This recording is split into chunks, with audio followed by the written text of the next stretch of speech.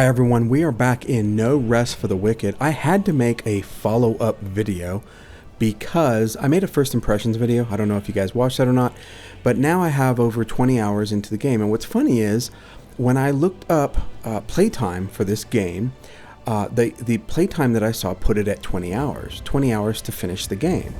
I have 20 hours in, and I can tell you I have just scratched the surface. I may be, about a third of the way, to see, to see everything that the game has to offer, the content. But I feel like I'm just scratching the surface. I literally just got to the second boss, and that area is so amazing. But what I wanted to cover a little bit is things that confuse me, but then again, I'm easily confused. This here, I noticed that whenever I was selling things, my gold was going down. Gold or whatever, those gold little symbols up top. What I didn't realize is there's also silver or whatever. And then I guess there's another. So it's like, it's like saying I have 42 cents. But then when I sell things, then I have $1.42. So then you'll get one silver and one gold. Some of you may have picked up on that really quick. I was stupid. I thought that the gold thing was the main currency, and I was losing gold. I thought it was a bug or something. Whenever I'd sell things, it would go down. But turns out it was because I was accumulating gold and getting silver pieces, in addition to gold pieces or whatever, bronze pieces or whatever it is.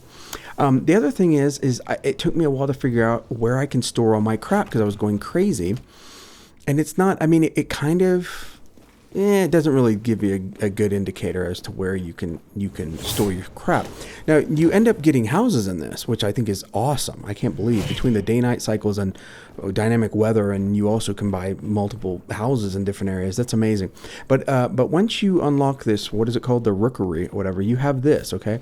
Now, this is called a community chest, but there is no multiplayer right now. So you don't have to worry about this being shared. You can just put all your junk in there. It's still not enough room in my opinion. I have so much stuff I want to put in there. But yeah, you can safely put it there until they incorporate multiplayer, and then it's a shared community chest. But by then, hopefully you'll have your own house. You can also use this fire to cook. I never have enough materials to cook the good stuff, so I think what we're going to go ahead and do is just kind of sit back. I just want to talk to you guys a little bit about this game because I fell in love with the artwork. So I thought I'd give it a try. Why not? For $30, whatever, $35. I'm going to give it a try. I like to support indie developers. So I gave it a try, and then I found out that it was from the makers of Ori, like Ori, the Will of the Wisp, which I loved. But it's a isometric action RPG. It's like a cross between Ori and Dark Souls, literally. And there is so many combat mechanics in this. There's so much verticality. There is literally, oh, hold on a second. I want to show you this too. So, first of all, always repair your items because they're always getting damaged, slowly damaged.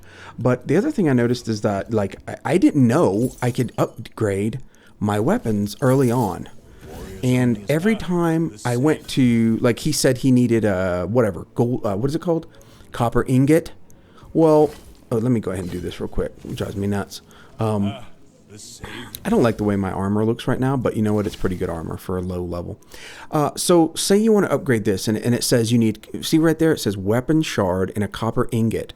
Well, every time I went to this, the blacksmith's, gear, there was copper ingots, but it was always grayed out. Why I didn't realize, the only reason stuff is geared out, guys, it's not the inventory they have on hand, it's your money. If you don't have enough money, it's grayed out.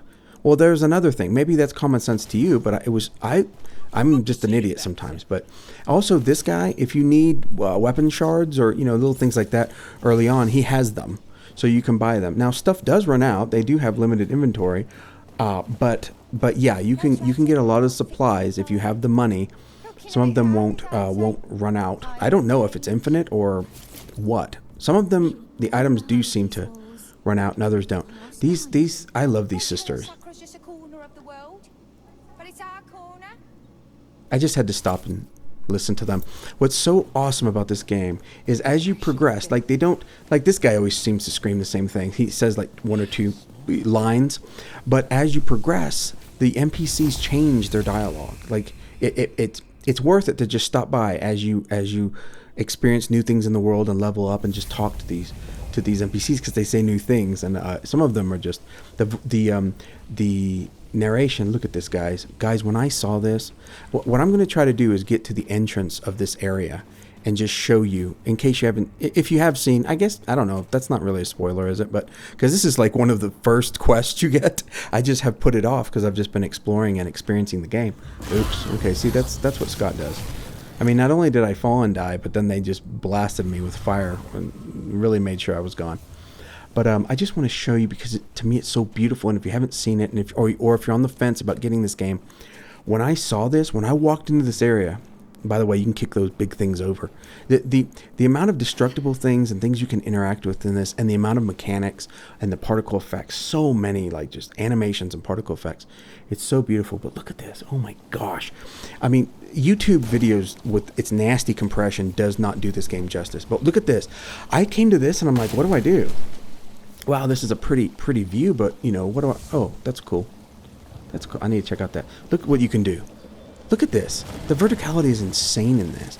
You know, in most action RPGs or isometric action RPGs, you're not going to be jumping off waterfalls 200 feet down into something, you know? I mean, they don't have those kind of, you don't have that kind of gameplay in them. But this sure does, man. I am just having so much fun with this. I don't want it to end. I'm 20 hours in, like I say, and, you know, I just don't want it to end. Also, I don't know, I unlocked a way to have more than one weapon in my hands. Excuse me. So you can see me switch weapons here and there. Like here I have my fire sword. Don't mess with my fire sword. Oh my gosh. And then I have my electricity axe. They don't ask me no questions. But yeah, I think it's an axe. I don't know what the heck it is. Maybe it's a pick. I don't know. But let's see. I'm kind of lost. I'm not sure where to go. But I'm trying to make it to the entrance because I just want to show you guys. Most of you, if you own the game, have already seen this because it's one of the first missions. Of course, 20 hours in, I'm just now doing it. And I can't beat the boss, by the way. Second boss, and I just can't beat him. I used all my resources trying to beat the guy. He is so awesome to watch. You ever just get so impressed by a boss in a game that you're just looking at how beautiful they are? And you have a tendency to die when you're just kind of, you know, observing their beauty. So I'm sitting here watching this guy, and I'm like, whoa, this guy looks so cool. And then, yeah, he's killing the hell out of me. But look at this. Talk about verticality. Wow.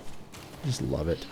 I love this. I mean, I never thought that this game would end up being one of my top RPGs. I mean, I guess technically action RPGs, but it is. I mean, the art style just really makes it, and then the amount of mechanics they put into this. I mean, you can just feel the love with this game, you know. It's kind of surprising. Ori was kind of dark, wasn't it? I mean, Ori was all cute and fluffy, and we loved the character and all that, but it was kind of dark too. But this is even darker. Wait till you see what I'm going to show you. I mean, it's just, if you're on the fence with this game, you know, you can, on Steam, you can try games, and I don't think this is on consoles yet. On Steam, you can try games for 2 hours. You can literally just play it for 2 hours, and as long as you don't go over 2 hours, you can return it if you don't like it. Even if you just don't like it. It doesn't have to be buggy. It doesn't have to be, you know, broken in any way. You can still return it. So I always recommend just trying games. You know, I'm sure most of you already know that and have considered it. But if you haven't, look at all the destructibility. But yeah, I came into this area, and like I say, it's one of the first missions, but I made it one of the last missions. And I was floored. Because I thought 20 hours in, I had already seen most of what the early access would be, right? And then I came here and I realized, no, this game's going to be more of a treat than what I thought. Oh, I went right back to it. You can kind of see a little bit of it here. I mean, when I think of an entrance... Oh, there we go. We'll just do this. When I think of an entrance... sort of a dark god gateway. I mean, this thing is what I would imagine. I mean, when I first saw it, it terrified me. There are a little bit of if you want to touch on the few gripes, the very, very few gripes Inventory management and performance needs some work, as you saw just then. What a lot of times, what people are saying is you need a better GPU, you need a better CPU. Okay, guys, unless your GPU and CPU, if you're on PC, is 15 years old, you really, I mean, even 10, just say 10 years old, you really don't have to worry about it, because here's why. When you buy some crazy expensive GPU or CPU to try to fix your games, if they're not optimized properly, you're not going to fix the game. You're just going to throw money at something that cannot be fixed by you. Look at this. Look at this. This is what that's when I first came in. This is what you see. And I was just like, what? It's so epic. It's so huge. It's so open. It's so beautiful. We're going to jump down and look at that gate closer. But yeah, so if you're on the fence and you're playing some of these modern games, a lot of these modern games, especially early access games, are not optimized properly. So it doesn't matter what GPU or CPU you throw at it. You're not going to improve performance by much. Look at this. Look at that. And listen. God.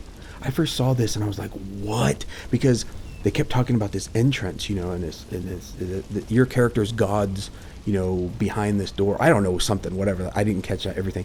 But look at that. When I first saw it, I'm like, that is a dark god's entrance.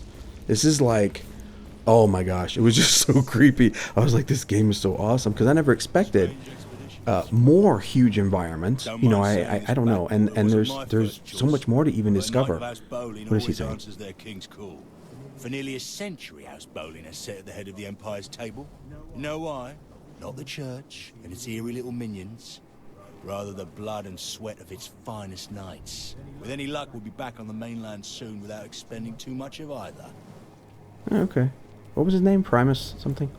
I never saw these tents. I didn't, I just discovered this area not too long ago, and like I say, I can't beat the boss. It's only the second boss, and I can't whoop him.